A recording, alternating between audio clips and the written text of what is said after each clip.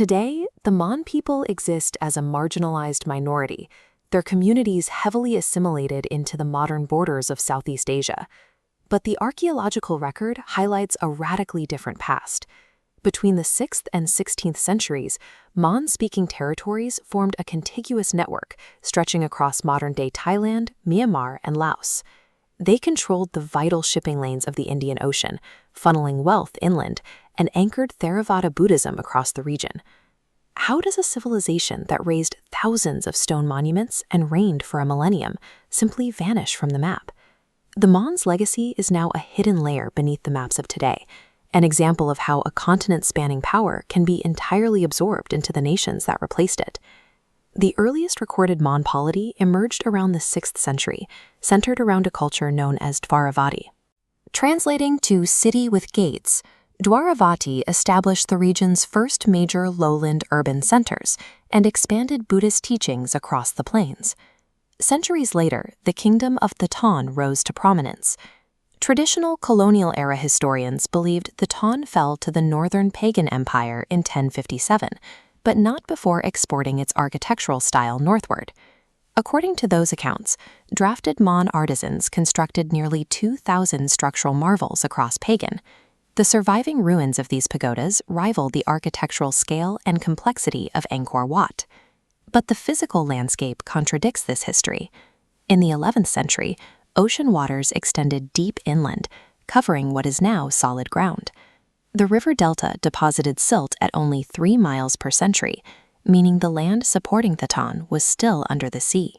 Even if Thetan was more legend than kingdom, its conquest by Pagan permanently merged Mon art, literature, and religion into the foundations of the Burman state. In 1287, Mongol forces shattered the Pagan empire. The Mon capitalized on the resulting power vacuum to declare independence. They united 3 distinct regions to form a new state, but immediately faced relentless northern invasions. They survived by fighting the 40 Years' War, a brutal defensive campaign in the dense mud and jungles.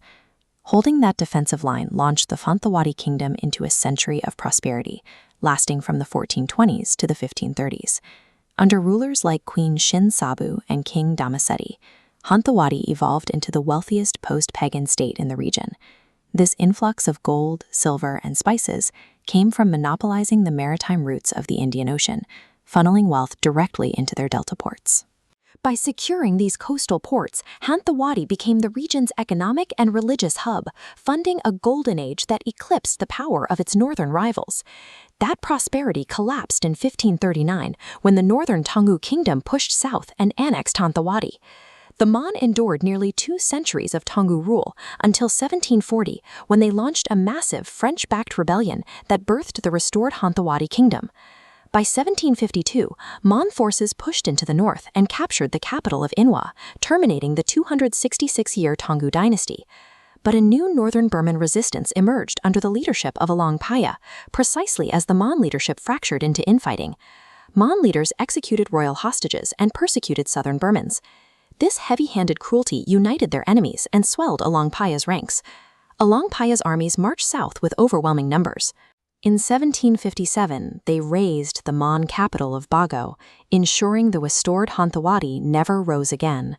Thousands of Mon fled across the border into Siam, while those who remained faced forced assimilation and mass intermarriage. The Mon polities disappeared from the map. However, their literature, Theravada Buddhist traditions, and architectural designs were deeply absorbed, quietly becoming the bedrock of modern Southeast Asian culture.